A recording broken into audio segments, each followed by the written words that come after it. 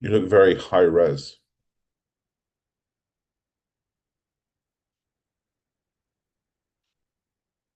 I've zoomed in a bit, but I feel like I zoomed in too far. No, perfect. Okay.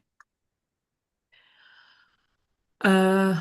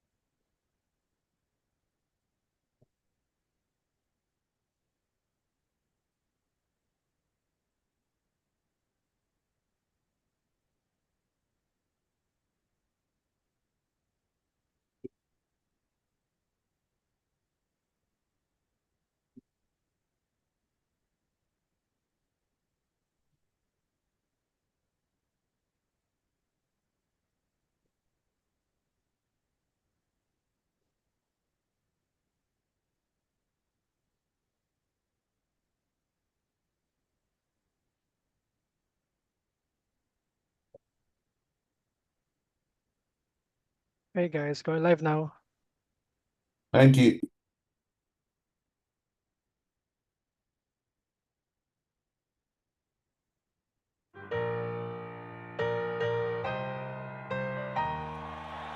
You know I'm back, like I never left. Another sprint, another step, another day, another breath. Been chasing dreams, but I never slept. I got a new attitude and a lease on life is a peace of mind. Seeking a find I can sleep when I die. Want a piece of the pie, got the keys to the ride and shit. I'm straight. I'm on my way. I'm on my way. Get up my way. I'm running late. What can I say? I heard you died twice. Once when they bury you in the grave, and the second time is the last time that somebody mentions your name. So when I leave here on this earth, did I take more than I gave? Did I look out for the people, or did I do it all for fame?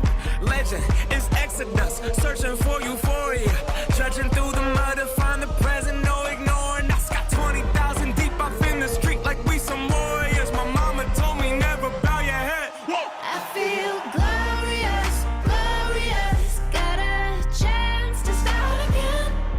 I was born for this, born for this. It's who I am. How could I forget? I made it through the darkest part of the night, and now I see the sunrise.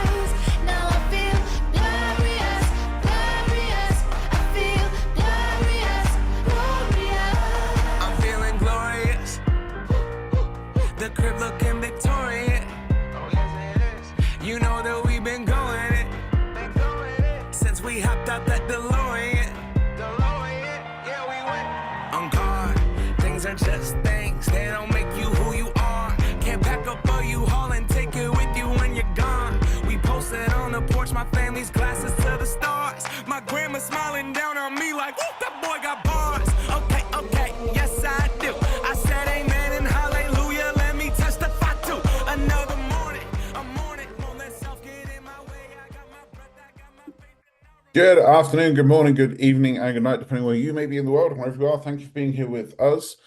I am in sunny Boise, in Russell Brunson's inner circle, having lots of fun, learning lots of interesting stuff, meeting some fantastic people. Um, but I thought I'd take a break from that to be with my fantastic people. It is good to see you all. Today is going to be a fun day. Let's do house rules quickly before we get to stuff. House rule number one. Drink water. It's good for you, especially if you're spending most of your life on planes. Cheers. House rule number two. We're going for mine, not jets this week. Knowledge is not power. Execution is power. We get paid in this world for what we do, not for what we learn. Isn't that right? Tracy Marquardt, our United Nations speaker. House rule number three. Turn on your videos because you're gorgeous. With that said, Liz, what's your win? I have set my oh, I am on. Sorry. Sometimes I forget to unmute. It's all too much. So this Um, time you interrupted yourself because you were correctly off mute. okay, so I was in training for the last 3 days until 4 a.m. each morning, which has been a bit more of a lift than I was expecting, if I'm entirely honest.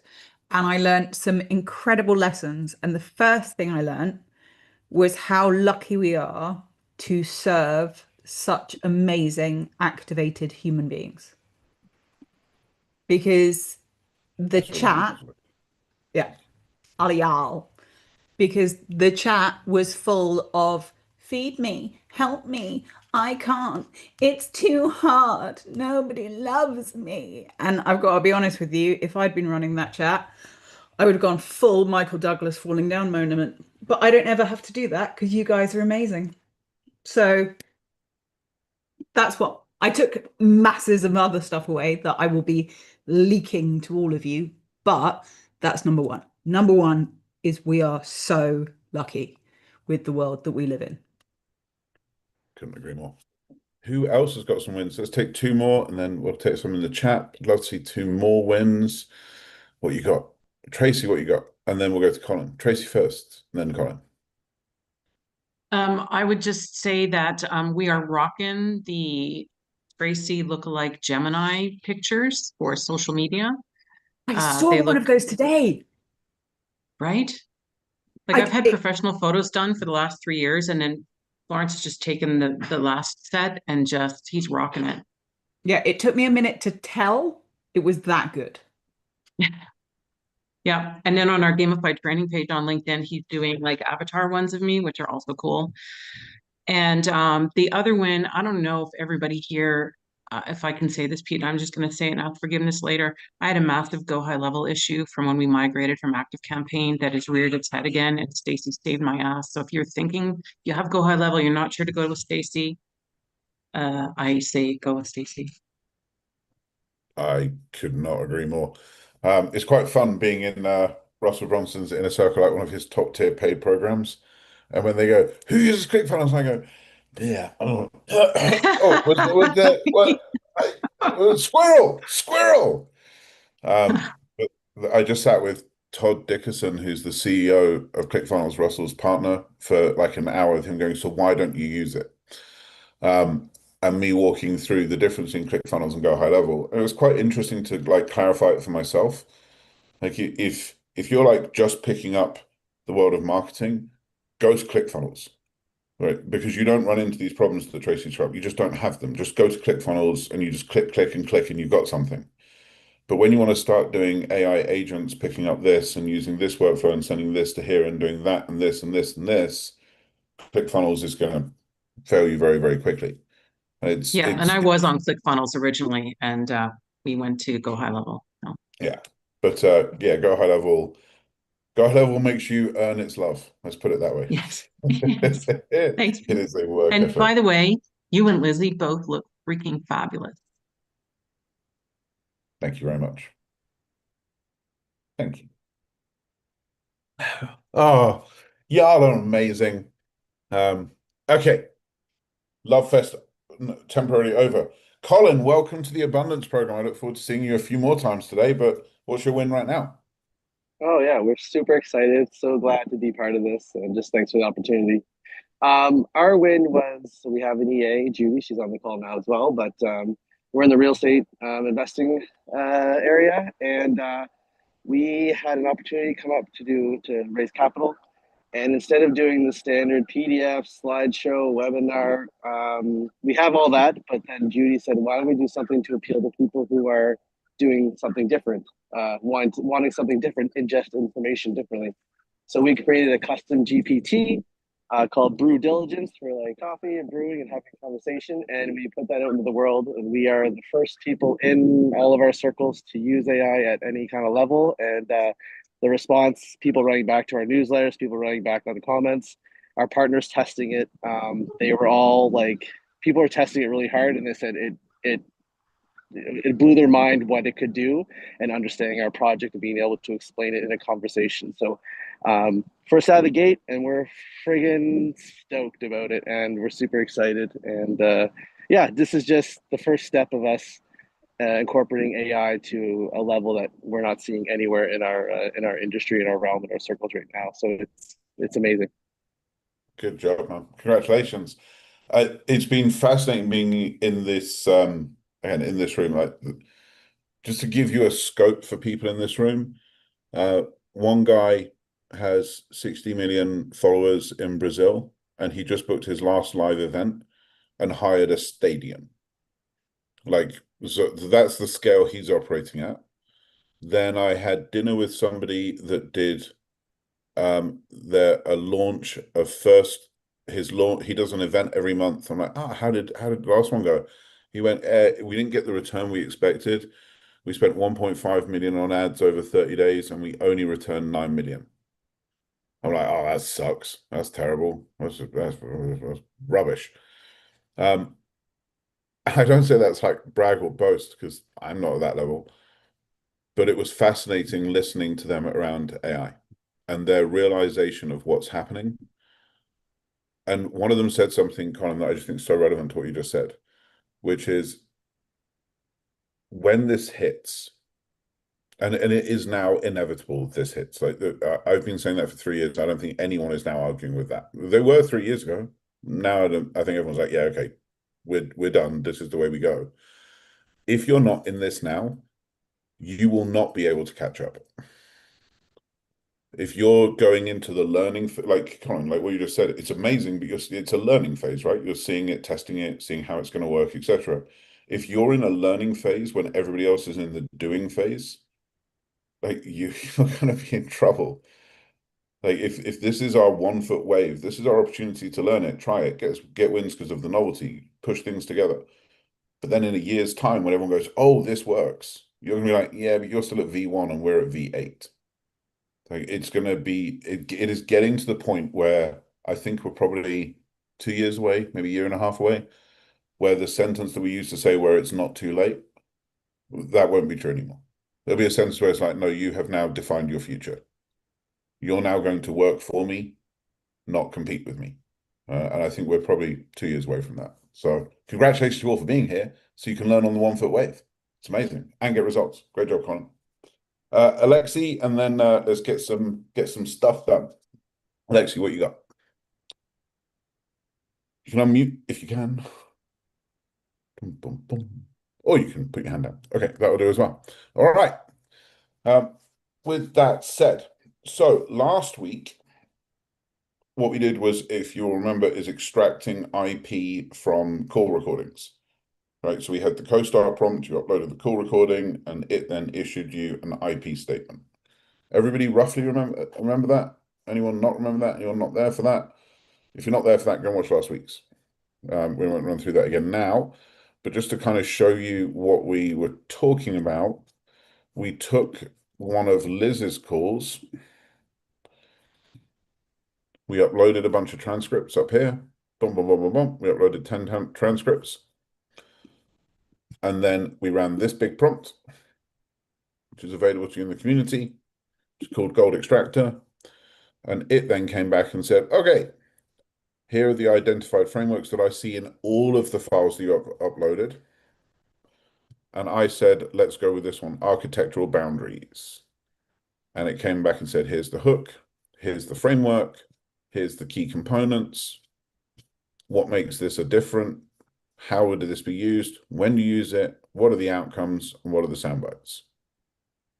Okay, so this is as simple as upload a recording, get it to spit out the other side. Now, if you have an established IP, I'd still recommend you use this.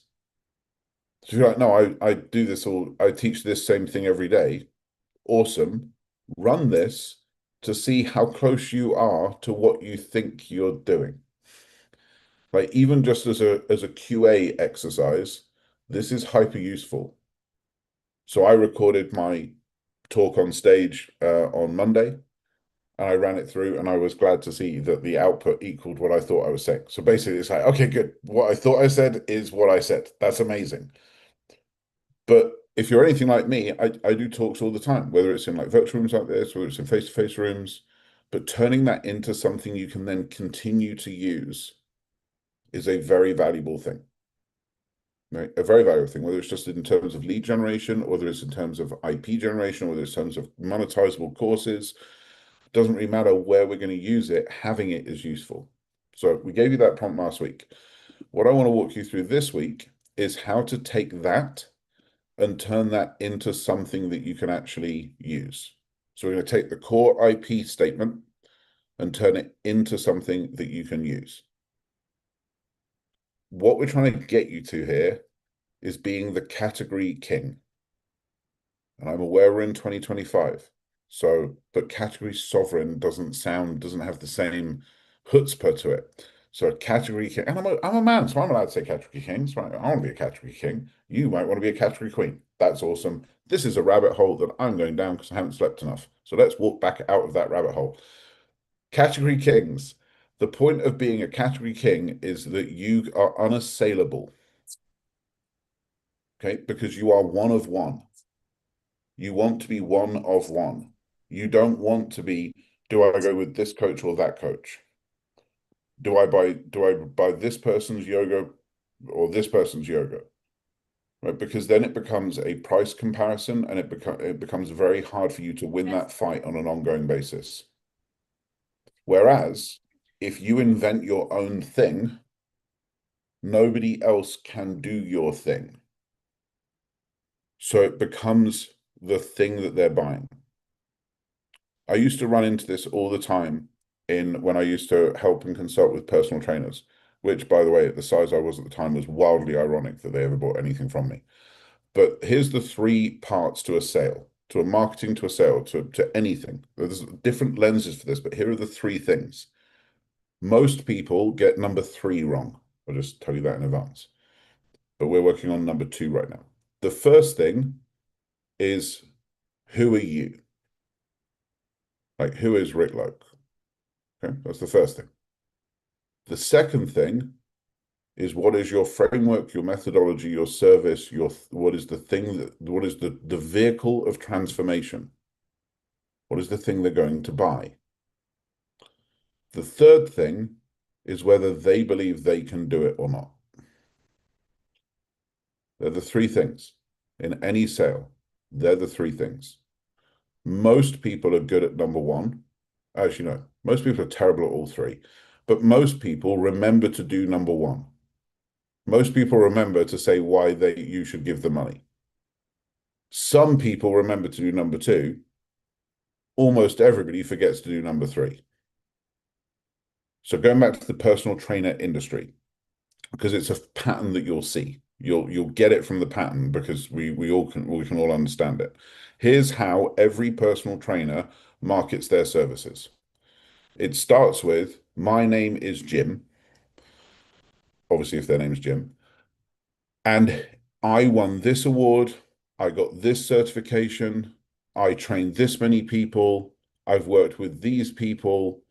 I can lift this much, right? You've all seen those. You go to any personal trainer website, that's the first paragraph. That I got certified here and I did this and I did this.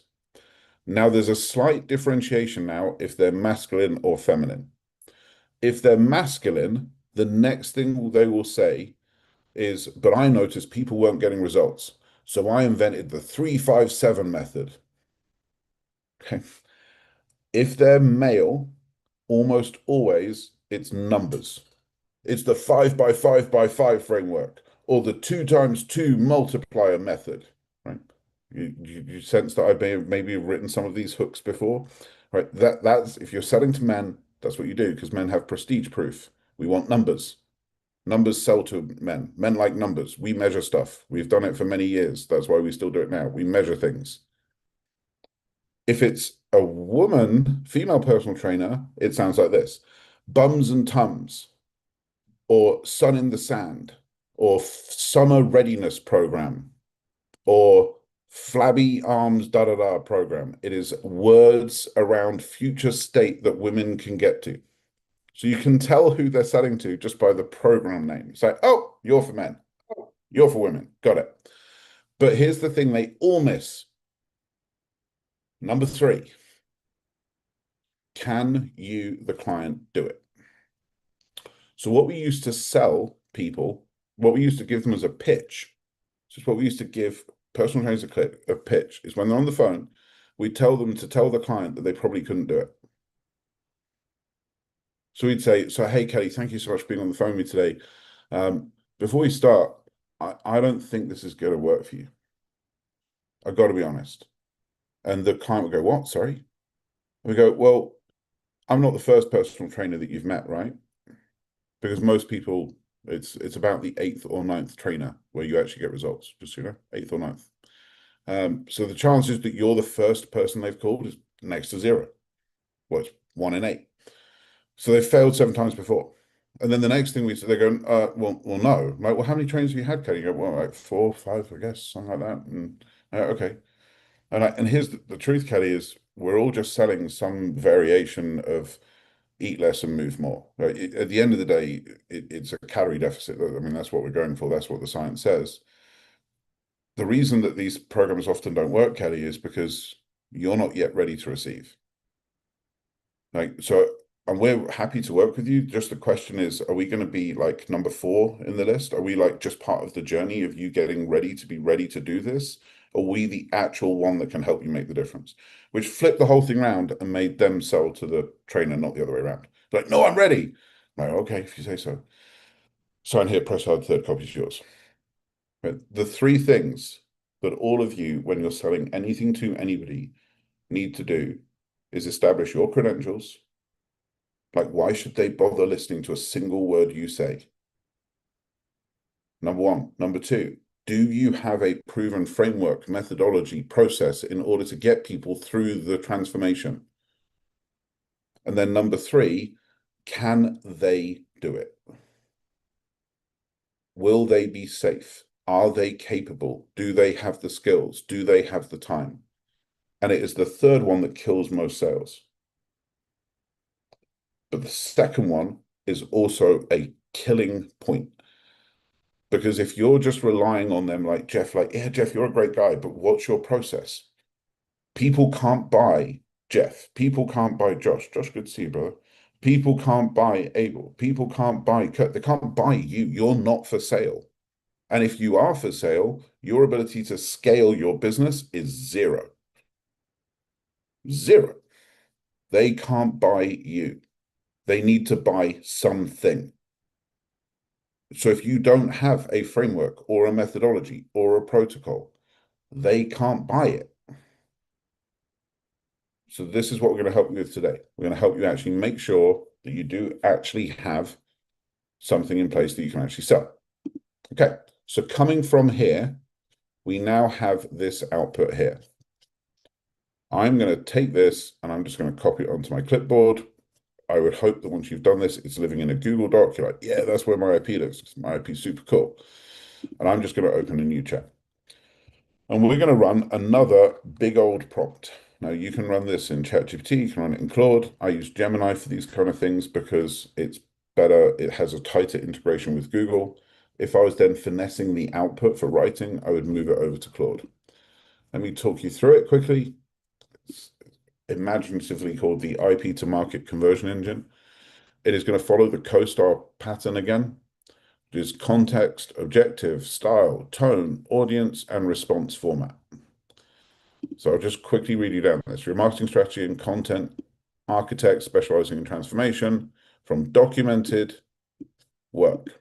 You've been provided with the finalized IP framework that outlines a coach's consultant proprietary methodology. This framework has already been vetted, named, and structured. Your role is to build a complete marketing ecosystem around it, transform the provider into a full suite of marketing and sale assets. Style, strategic, and implementation focused. You're building a marketing machine. The tone is this, the audience is this, and here's the response format. This is what you're going to do. This is phase one. This is phase two, and so on. This is a very long prompt, deliberately. Do not try, word of warning, do not try to run both of these at the same time. One of the quickest ways to get shitty results from AI is to ask it to do two things at once. For the women in the audience, just think of it as male. We're not very good at that. One thing. Just give me one thing. I'll do one thing. Don't try and give me two things. Just give me one thing. I will get confused. Give me one thing, I will crush it. Give me two things, I'm probably going to fuck it up. Okay, one thing at once, please.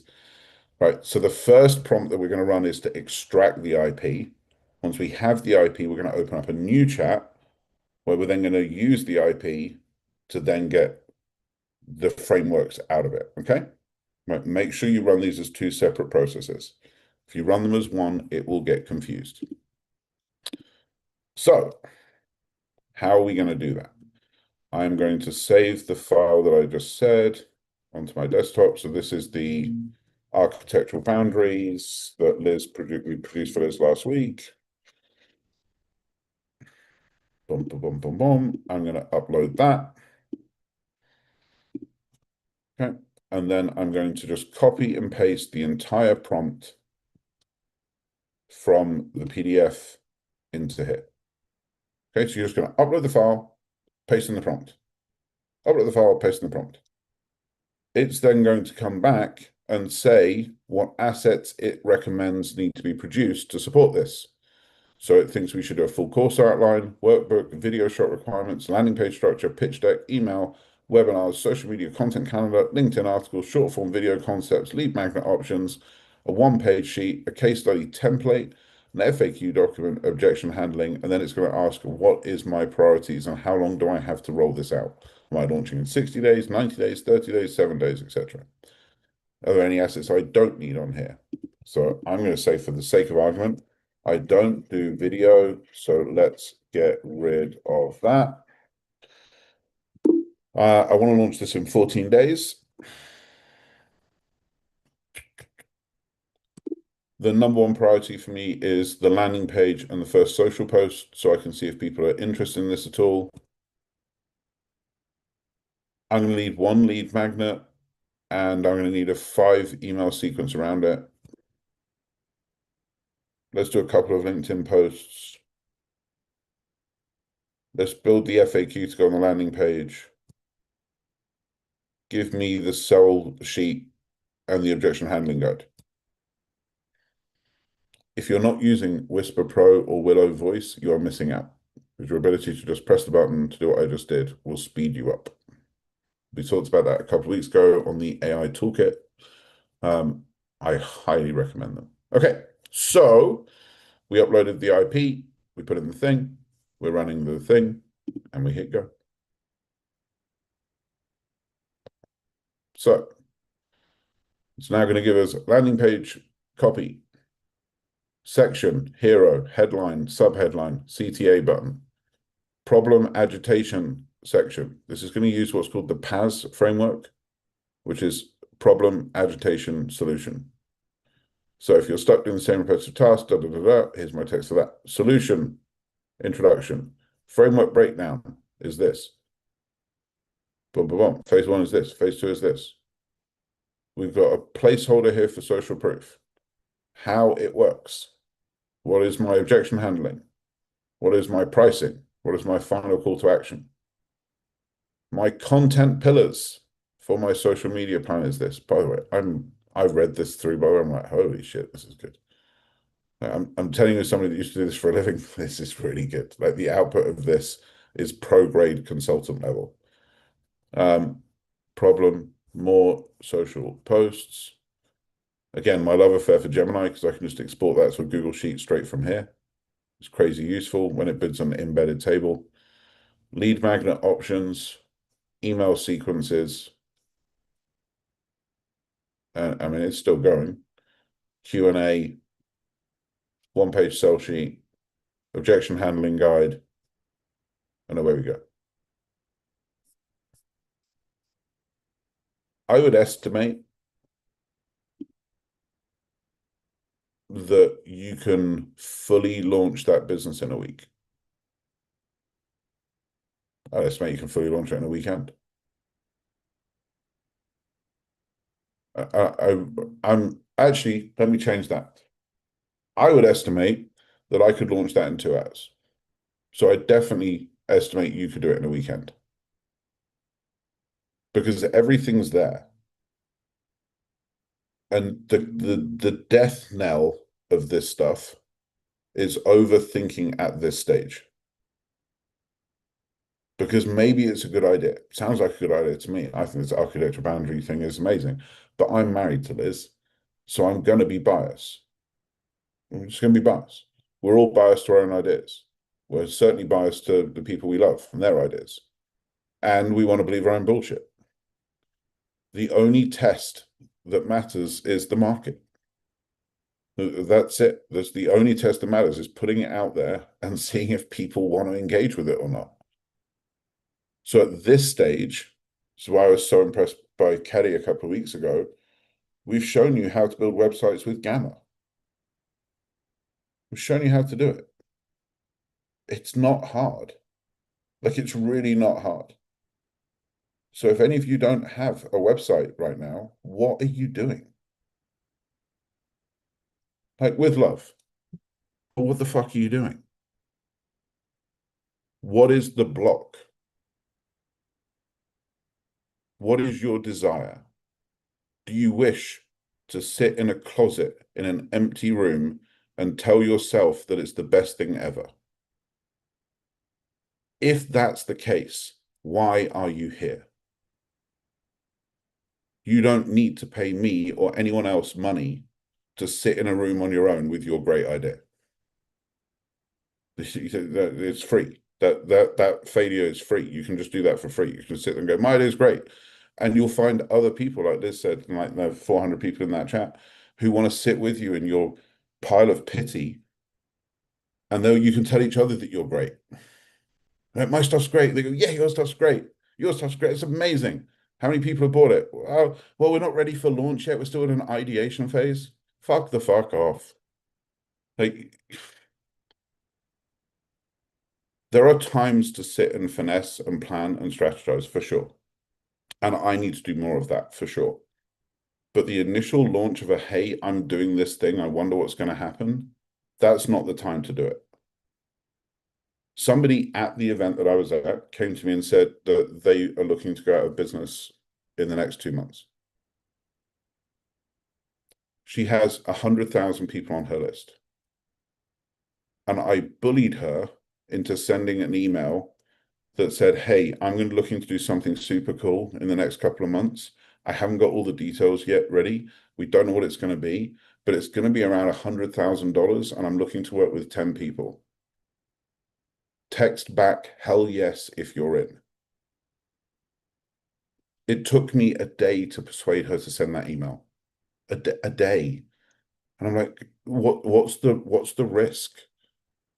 Right, the way we phrased that email, what's the risk? There's nothing that can come, there's nothing bad that can happen. It's going to take you 20 seconds to write it. And then you're going to go into GHL or ActiveCampaign and hit new email, and you're going to copy and paste and you're going to hit send. Like, it's going to take, what, 4 minutes, maybe 5? That's the risk. The potential return is that you save your business. And the next question is, but what would I do? I'm like, don't even worry about that. This is your brain trying to tell you not to do it. It doesn't matter. Doesn't matter yet. Find out if people want to do it. If they want to do it, then you can come back to me and go, how the hell do I do this? This is when she said the next sentence. Well, I do have an open invite from Richard Branson to take 10 people to Necker. I'm like, well, maybe maybe that could be the solution to your problem. Like, right there. I'm like, how long have you had that for? How long have you sat on that for? So, well, I didn't know what to do with it. I'm like, because you're sitting in this space of idea. End answer. 42 people replied back saying, hell yes. 42 people, hell yes, $100,000 with no information, no details, not just literally, hi, Bob, hope you're well. I'm emailing you because I'm thinking of trying something new. I'm putting together an ultra high-end exclusive $100,000 for 10 people. I don't know what it's going to be and when it's going to be, but before I start getting all the details together, is this something you'd be interested in? Yes or no? If yes, reply hell yes. Now she has a list, she has a business. So she was like Inc. 1,000 and da da da. So it's not, I'm not saying this is going to work for you. I'm just showing you how easy it is to make an offer. I sat with somebody else yesterday who said the following sentence: we're going to dial down our ad spend because we're getting too many calls to the sales team. That person was at a separate table from me, and I stood up and said, sorry, can I ask? I literally turned around to somebody at the table, they're going, yeah, you should do that. And I went, can I take your seat? And the person's like, sorry, I'm like, can I take your seat, please? And they're like, what? I'm like, you just agreed with them to turn down the ad spend because they're getting too many leads. That is the worst advice I have ever heard in the history of ever. This is not how you solve that problem. That this is so no, bad. Stop. They said, well, what do we do? I'm like, well, it's really quite easy. You ask people to put down a deposit if they want to skip the line. You just let those people through, and when on the booking page you say, hey, do you want to put down a $50 refundable deposit and skip the line? Because I've got priority appointments here and I've got these appointments here. Because most of those people are going to be tire kickers, so move them away from you. But the people that want to sell, let them self-select themselves into your priority queue. And that $50 deposit is going to increase your conversion rate from about 20% to 95%. I went, and I like a Rolex. Thanks very much. Like a great phrase that I heard yesterday, and I heard it last month, and I heard it the month before, is if you don't have the money you want, you're not making enough offers. If you don't have the money you want, you're not making enough offers. You need to be making offers for people to say yes. This framework gives you the ability to do this. And I know I'm bashing this issue today. Like, and I know you're like, yeah, Pete, can you get to the point? The point is, the future isn't coming. The future is here. I need you all to be competitive. And the way we compete is by using the stuff that we give you or finding your own stuff. That's cool. This isn't like an ego, like I'm brilliant and da da da da da. But there are too many people in this space listening and not taking action. Knowledge is not power. Execution is power. Listening to me doesn't help. Listening to me or others and doing something does. Do, go, be. We can't make it any easier. Like, here's the prompt. Like, copy, paste, Control C, 1 click, Control V, 2 clicks, return 3 clicks, upload the file 4 clicks. You're 4 clicks away. Right? Russell's one funnel away. Bam, we're 4 clicks. Liz, we've got to do better. Like, we're 4 times harder to use. 4 clicks. 4 clicks, you're away from your IP being out there in the world. Got to make it easier than 4 clicks. That's outrageous. It's all there for you all. Like, let's use it and let's do it. Okay, some house notices. One, I still would love your support on the Instagram lives. For my abundance people, not this week, next week, I'm going to give you the lessons I've learned from doing them. I think I'm at 12 or 13 now. By the time we speak, I'll be at 20. Should be cool. Isn't that wild? Do you guys remember when I said I'm going to start doing a live every day and I'm going to do 100 of them? Like, we're like I'm almost 20% of the way through my 100. I literally, it was like, yeah, well, it wasn't yesterday, it was 20 days ago. I actually know the exact number because it's on a day, but it feels like it was yesterday. And we're already 20 days through. So my Instagram is Peter Swain 24/7. One of my learnings, by the way, was trying to do multi-platform is too hard work. So my LinkedIn and my YouTubes will become scheduled. They need a longer lead time. So I just saw someone said, where's the YouTube? So it'll be on, it'll always be on Instagram. for the moment, like the daily ones we on Instagram.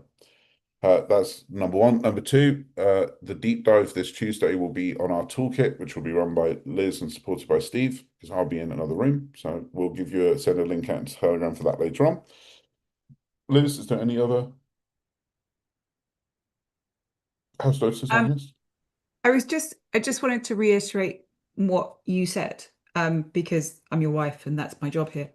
Um, everything you want is on the other side of that slightly sick feeling.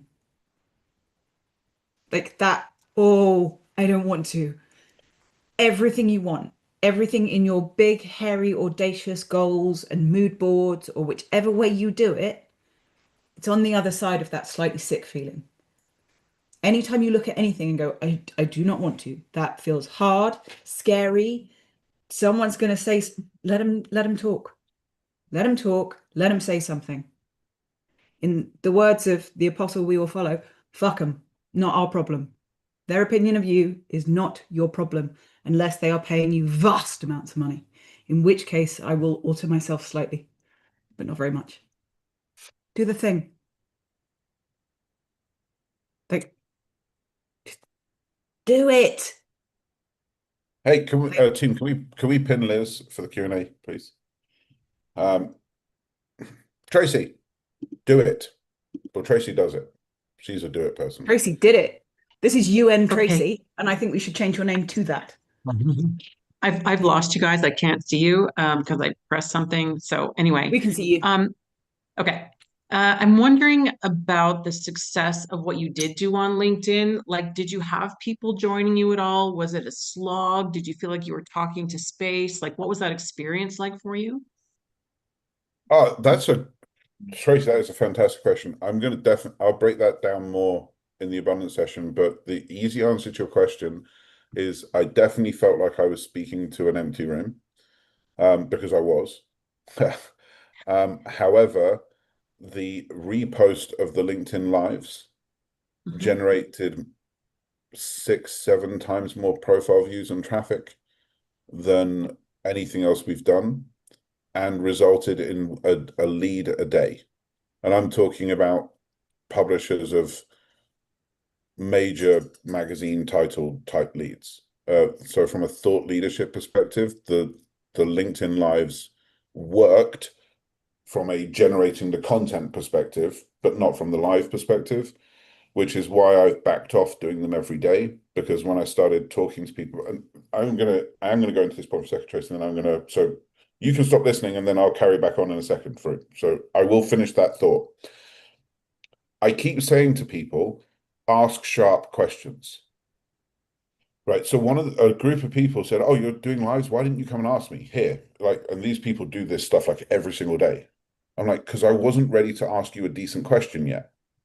I wasn't going to come and go, "Oh, how do I do it live?" Like, it would just be a waste of the relationship and a waste of their time, because they can answer the sharp, specific, acute question, not the question I could get the answer from YouTube on. So the first set of questions is, well, should I use Riverside, or should I use StreamYard, or how do I do this, or how do I do this? That's what YouTube is for, in my opinion. I know it because I get different questions from you guys. And I'll get, like, for example, with Chris Hunsaker, who I quite rightly celebrate quite regularly, Tracy, etc. The abundance, you folks, I get such specific questions. It's like, when this happens and this happens, what should I do? But you can't get to the sharp question unless you've done the work. Anyone that consults coaches, you can tell how much work somebody has done just by the type of question they ask you. You can tell how much work they've done. Like, here's a bad question: how do I lose weight? Terrible question. How do I maintain a £1 weight loss whilst traveling internationally with this travel schedule? Would be a great question, because it shows where somebody's brain is on their own journey. So one of the things I found out during this, Tracy, is the discoverability in Instagram is pretty acute and specific. So I can kind of just go live whenever I like, and scheduling the Instagram live really doesn't help me. because people don't pick up Instagram at a set time. So on Instagram, scheduling it, not really that much benefit. Whereas just picking it up and being entertaining, quite beneficial. Whereas LinkedIn and YouTube need more of a, it will be this time on this day, which is why I backed away from doing LinkedIn every day, because that was asking too much of my audience to tune in every day at the same time.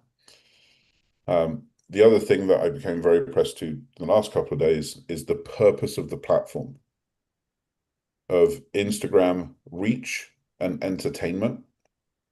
People have what they call their reach platform. In this, I've never heard these phrases. In this room, they have their reach platform and their conversion platform. And there's a load of people here that push from Instagram to YouTube. They don't go from Instagram to their lead magnet. They go from Instagram to YouTube. And Instagram is their reach and entertainment. This is what my dog ate yesterday type crap. To YouTube, which is here's my framework, here's my teaching point, here's my thoughts on this, where they do like a 15 to 20 minute to camera. So they actually, quite a few people go Instagram to YouTube to lead magnet, which I thought was a really interesting framework for more complex subjects like you have. And like I have, like I don't want to try and deliver my message in Instagram because I don't think I can give it the justice in 30 seconds that it deserves. Yeah, I think that's a good learning point for me too, because I'm not on Instagram for the business, but obviously it's sitting in the back of my head, like, should I be? But so that's good advice. The I answer did from want them to, seems to be yes. Of the framework that one guy had that was really, he's like, this is the simplest way to do this. One piece of long form content a week, which you put on YouTube and LinkedIn, 5 shorts a week on Insta, and 5 stories a day on Insta. and when do you work? Good question. Let me go to someone else because we could talk about this all Hey, day. can I just say one quick thing? So you use StreamYard.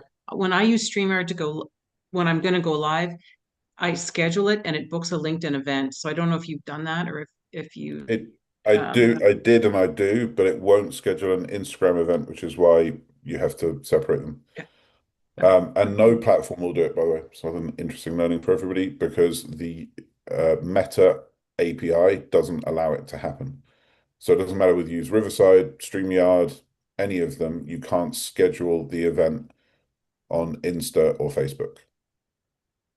None. I've tried all of them. Then none of them do it, and it's just not supported. You can schedule on Thanks, Pete. Facebook, on YouTube, and LinkedIn. Thank you. Mr. Paul, Yes, quickly, how do I get to that prompt you showed today? my team are going to put the gamma inside the chat, which includes the link. Thank you. My pleasure. Easy one. Nabiha, good to see you. Good to be back. I was not available for quite some time, so now I'm back. Good to have you.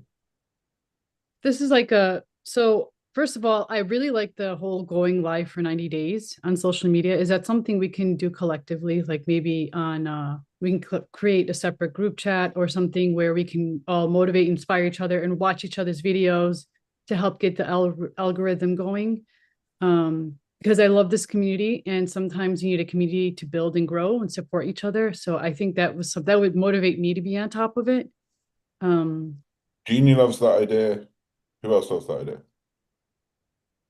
Yeah, 100-day live challenge. Cool. All right, let's do it. Yeah. Liz, could you talk to the team and open up another Telegram called 100 Days of Live? 100%. Cool. And then my other question is, what do you recommend if I'm not ready for go high level, but I want somewhere where I'm organizing my posts, I can organize my thoughts, I can organize my notes, because I feel a little scattered. And one of the things that I've noticed with ChatGPT is I had a Rosetta Stone that worked for me. And then when ChatGPT 5 came out, it changed my Rosetta Stone. And I can't find where I saved it on my account because like my tagline was changed and I didn't give it permission to change it. And I can't remember where the tagline, so like things have shifted when we use ChatGPT 5 and I'm not sure how to stay organized and how to find things that I lost track of. So Why are first you thing, leaving stuff yeah. in ChatGPT? I downloaded and I saved it and I can't find it. My computer's being glitched. I don't know where it just disappeared. It fell into the void. I don't know. And then I use the Rosetta Stone with other chats because it'll give me an idea and then and it incorporates my tagline automatically. And I'm like, that's not my tagline. Wait, why are you changing things that were on my Rosetta Stone? So then when I went to go down, I'm like, give it to me again because I couldn't find it. And it was not what I had when I finally got it to a place where I liked it. Okay, so first of all, you can search inside the chats inside ChatGPT. Okay. So if Yeah. you hit this, if you hit the search and think of a phrase that would be inside it, you might be able to find it that way. And second of all, as Liz was getting into, save all of these into a Google Drive. Like, so if you go and get a Gmail account, your Google Drive folder is free. So there's no reason for anyone not to do that. If you say, no, but I use OneDrive, great. If you say, I use Dropbox, great, then ignore me. But at the very least, set up a Google Drive folder. We have a folder in there called Core Knowledge. And inside there, we have a folder called Mastermind, we have a folder called Abundance, we have a folder called Messaging, we have a folder called ICA, so that everybody on my team can go, right, I need to write something, I'll add that file, that file, that file, that file, and that file. Mhm. So when you recover it, and this is for anybody else that's in the same space, externalize the knowledge from the LLM that you're using. Okay. Because you don't want to get locked into one platform. So don't stay inside ChatGPT. Have the files so you can go anywhere you need to go. Yeah. Learn the hard way. Yeah. Okay. And then for something other than go high level, what else would you recommend? I know in the beginning you mentioned some things. It went pretty quickly over my head. You mentioned ClickFunnels, but I don't think ClickFunnels you can schedule and I send think, out emails and all that stuff. So something equivalent to yeah, I'm going to be facetious and give you the right answer at the same time. I would recommend you go to chatgpt.com and you ask it, tell it your scenario and ask it for its suggestions. okay. We would need to spend like an hour working out what your needs are and requirements are before I could give you a platform recommendation. Mm. And ChatGPT is going to give you a much easier way to get through that. All right. Makes sense. I Thank see you. Kari's hand of conversation. Go for it, Kari. Hey, Nabiha. I would highly suggest that you get as organized as possible before you pick a platform because the platform isn't going to create the organization. You are going to decide, like Peter suggested, those folders. He's got the core folder with this, and this in it. You have to decide your organization before it becomes a GHL or before it becomes a Google or before it becomes a whatever. So I would suggest that first because that's coming from here. That's you, your system, your organization, and then the platform is just going to be the manifestation of that. Yeah, it makes sense. I feel like I'm just a little scattered because I have a little bit here, a little bit of there, a little bit there. And then when I go back, where did I put it? Yeah. You have to clean that up before, because all you're going to do is take all of that into something else, into a whatever, and you've got to clean it all up. And it's not going to magically happen because of the platform. You have to have it here, at least if you start that, so you have some key folders, then you'll be able to bring it over. Yeah. And I need to, because I have like 3 Peter Swain mastermind folders. And I'm like, I don't remember creating this third one. So it's just a matter, I really do have to organize my files on my laptop too. So if you guys know of any programs that can help me organize my digital files. Nabiha, stop. It's you. You are the answer.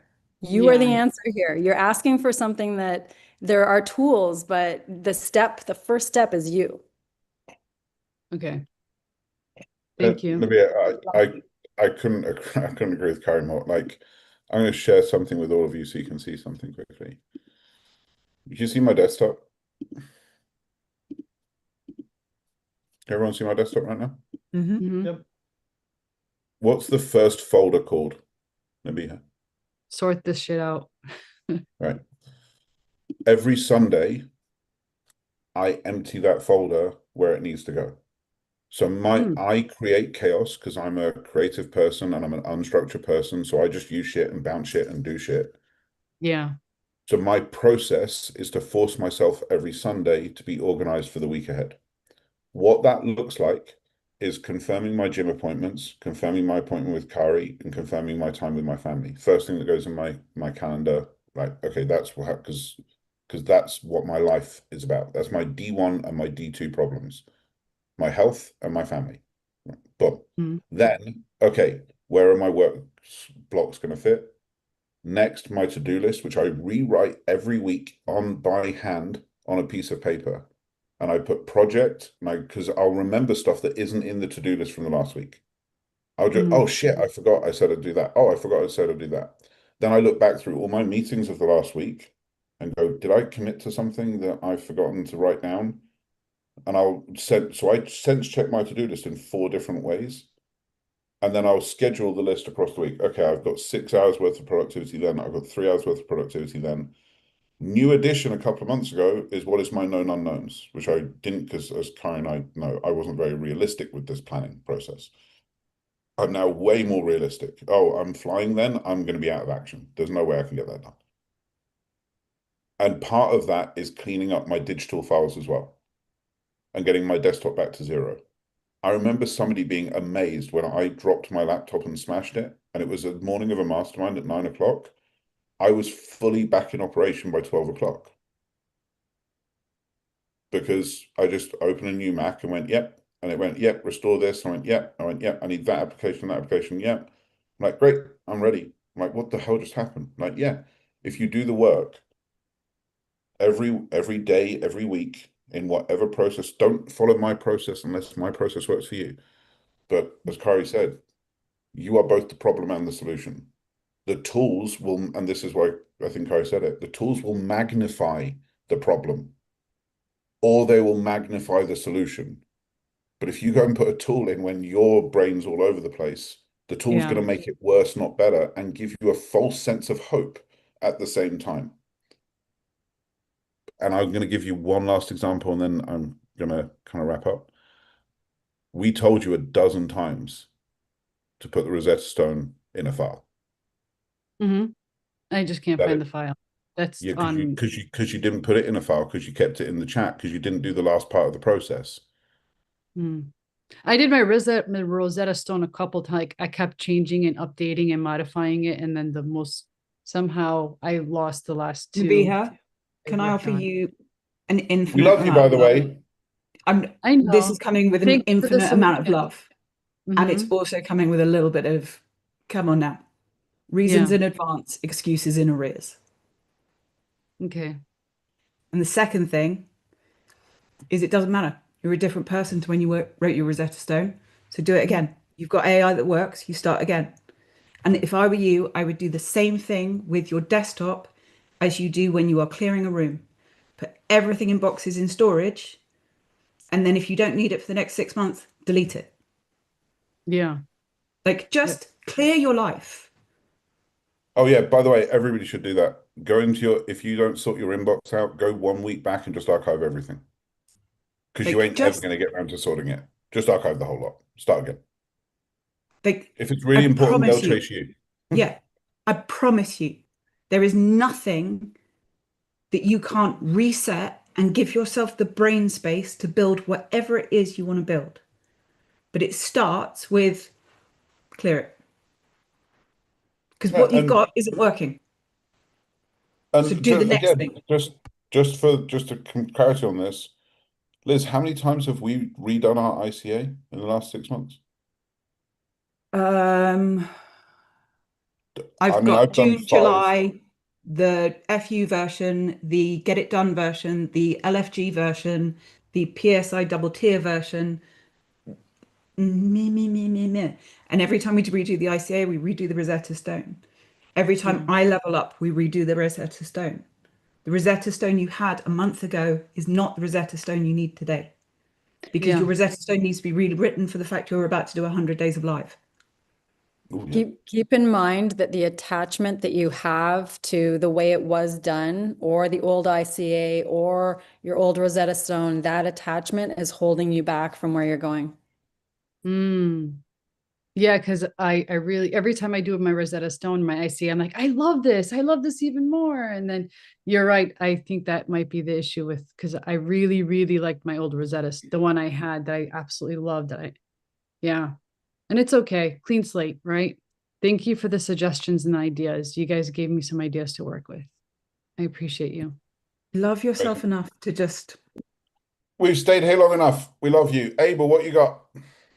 Just quick, are you guys starting your ICAs from scratch, or are you going through a set of questions, adding on top of? I go from scratch.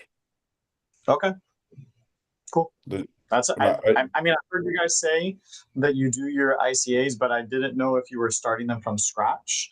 So They always I- start from. The fact is, our ICA is still the same person, but we will discover something about them, or they will change in their journey. it's that, but to me, it's that old analogy of you're either doing the work or the work's doing you. And the process of going from the beginning again and going, right, I need help with my ICA. So ask me some questions, put on some headphones, go for a walk for an hour. Like these, and this is the thing I think people may be missing. We're talking an hour. We're not talking days or weeks. If you use voice and you do it through voice, it's an hour long project.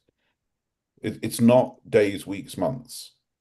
And you will, the number one use case of ChatGPT, according to, I think it was MIT, the number one use case is as a brainstorming partner. So if you take the first version, and there are times when you're going to tweak it. I'm not saying you're going to start from scratch every single time, but the process of going through the questions and having the conversation will lead the most valuable intelligence in the room to have new insights, which is you. and are you guys using your GPTs, or are you just having do you have a prompt? Are you using a prompt and then saying, all right, let's run through the prompt? So this is a fun little story that probably shouldn't talk about.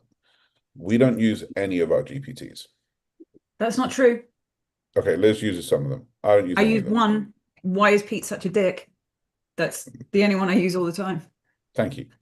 You're welcome. And the reason for it is, again, if you go back to voice prompting versus text prompting, it takes seconds to get through the other side. Like seconds. We give you guys the custom GPTs because we hope it's like a training wheels on ramp for you to be able to get into the process of using it. But very, very quickly, you should go, well, I don't want to do it the way that Pete wrote it. I want to do it the way that I want to do it. Because this is not about replacing your humanity with AI. This is about amplifying your humanity. And every single person here would take a slightly different approach. And some will be better than others. So I find the process of doing it from scratch leads me to go, oh, I could do that. Oh, I could do this. Oh, I could do that. Whereas if I press the custom GPT button, it doesn't lend itself to my creativity. So I'm not saying for everyone, if you like them and use them, awesome. That's why we did them. Right? That's why we continue to do them, to give you different ideas. I'm saying that you will graduate away from them quite quickly. It's like if you write pitch decks on a regular basis, you'll start by downloading a template from Keynote or Pages or PowerPoint. But after you've done them for a year, you wouldn't dream of picking up a template. You just start from scratch because you don't need the hand holding anymore. And the hand holding is actually constraining. So, Okay, cool. but so apparently we regularly use the one with why is Pete such a dick? But apart from that, To be honest, it's my personal one. I haven't shared it with anybody. Like Yeah. other people don't need to know the answer. But the other thing I would say is that, again, I was on this training yesterday and they were talking about the fact that they spend 20, 30 hours building their custom GPTs because they give the answer. Whereas our custom GPTs are built a little bit quicker, but we also do not ring fence the IP. And the reason we do not ring fence the IP is so that you can go in there and figure out how the sausage is made and make your own sausage. So that's actually what was one of my other questions was, that's one of your other questions, which you are going to beautifully keep for the abundance session because we're out of time. And the only way I can do these back to back is to keep these breaks. So, Paul, welcome your question in Telegram. We love you're amazing. Do Just the the work. Prompt. Do the work before you don't have the opportunity to do the work anymore. Team, Paul, the prompt is in the chat And if you have other questions, bring them to office hours on Monday. You got it. Monday, office hours. That's where this is Yeah, for. I'm always there. You got it. I know you are, Paul. That was more of a general instruction. Team players out. 1, 2, 3.